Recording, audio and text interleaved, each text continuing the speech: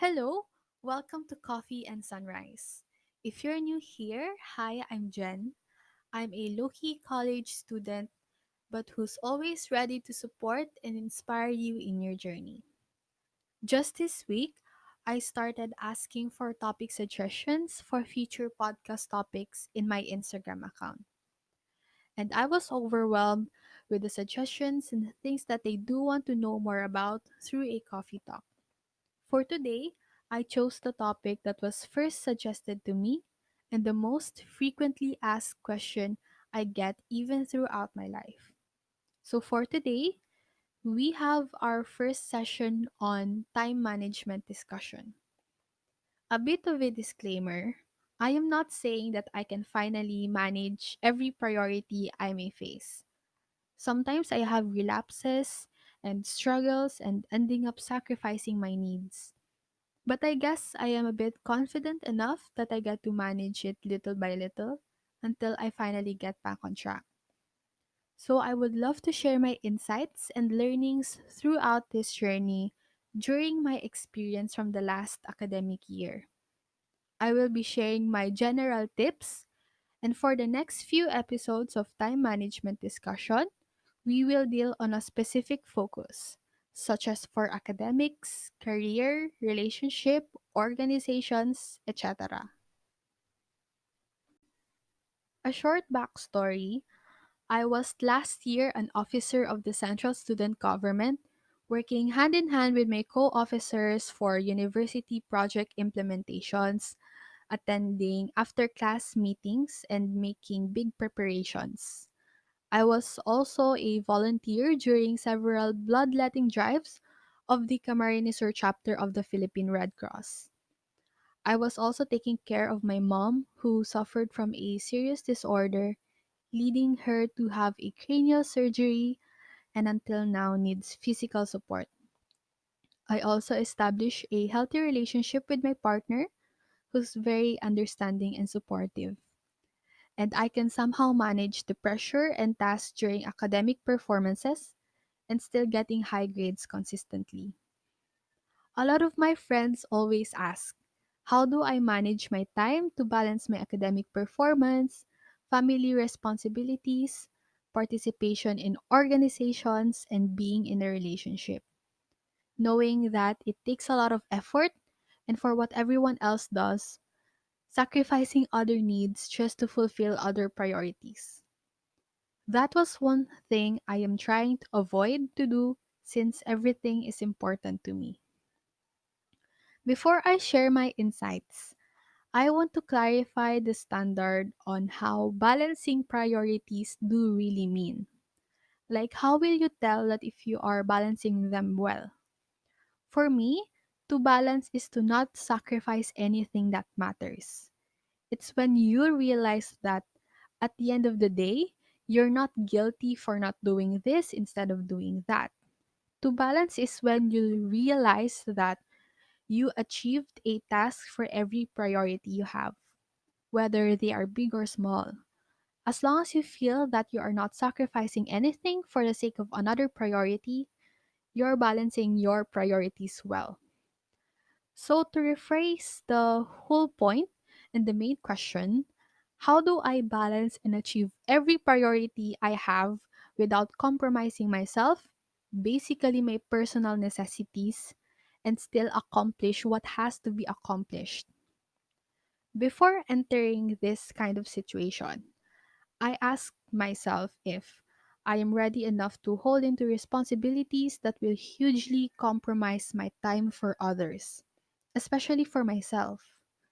And I made sure that my priorities reflect who I am as a person, my character, and who I want to be in the future.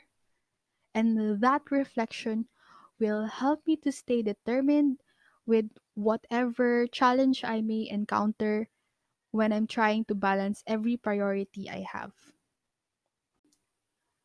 So, I will be first sharing my 3 minute tips and the most important tip on the last part of this podcast. First tip: know your core well before expanding the branches. Meaning to say, know yourself first before expanding your field or area. You ask yourself several questions. Am I mentally and physically prepared for this? Why am I doing this in the first place? Why am I holding onto this so much responsibilities? Am I passionate enough to not give up on every priority I have?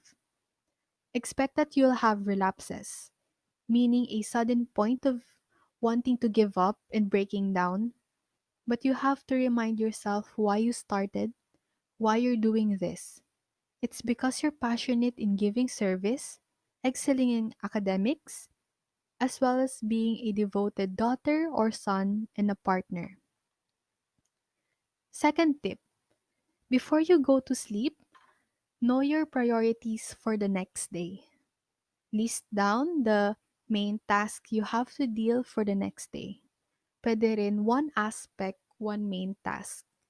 If you feel that you have to break them down to smaller tasks, each main tasks, then you can do so. But you can deal with them the next morning. That way, you won't have this mini panic on what you should do first and not overwhelm yourself with tasks that are unnecessary. Third tip, if you only have to deal with a specific aspect during a specific amount of time, for example, academics during 8 to 9 p.m., only focus on that aspect, meaning don't multitask. Don't insert other aspect or field within that time limit just to accomplish more in a short amount of time. Avoid dealing with two aspects in one time frame. Instead, you deal with one aspect for a specific time frame, and when all of your tasks are accomplished, reassess that aspect, and probably you have tasks that you forgot to do, and when you're done, you can finish early, and that is when you can start on a new aspect with a different set of tasks. Don't forget to give yourself short breaks, such as for snacks, or water, or for toilet break. The last and the most effective tip for me, the use of planners and monthly calendars. They are very helpful. It will help you establish an organized schedule and can be digitally or hard copy. First, how will a planner help you with this? It will aid you to accomplish your tasks in time. Planners will help you visualize your week, distribute your tasks each day, break down the bigger tasks to different days, and adjust plans and tasks what has to be adjusted. If you're getting yourself a planner and there's a higher chance for you to be a workaholic person, use a planner with a plain weekly layout type. This kind of layout will help you to focus on your current week. A weekly layout type of planner has this one blank page for your additional notes and reminders for your current week. The planner I currently use is from Starbucks and it has that kind of layout. That is why it's really helpful for me. Other planners that have this kind of layout that I know are Moleskine, Passion Planner, and Muji. For planners, the plain the better.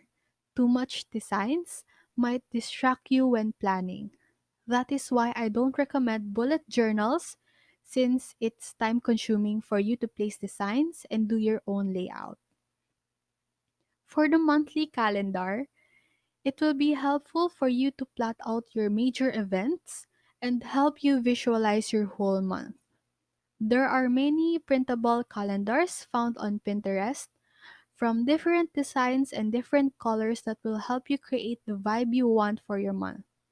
If you're going digital, I recommend using Google Calendar. Planning depends on your platform, whether you're going fully digital or tangible items. Just to share my planning system, I'm more of a tangible items person rather than the use of digital software and apps. But I use both. What I use are my Starbucks planner and printed monthly calendar from Notebook Therapy.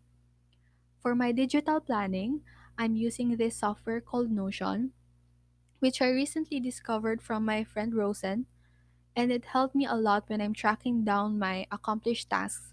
That is why I'm super thankful for her. Now, building an organizing system is gonna be a long topic, and I would love to elaborate on this tip on the next session of time management discussion. So, for the next episode, I will share how to plan, build your own system, organize, and manage better your priorities using a planner, calendar, and digital apps. So that is it for today's session of time management series. And I hope that you learned a lot from this session and anticipate more on what I can share throughout this discussion.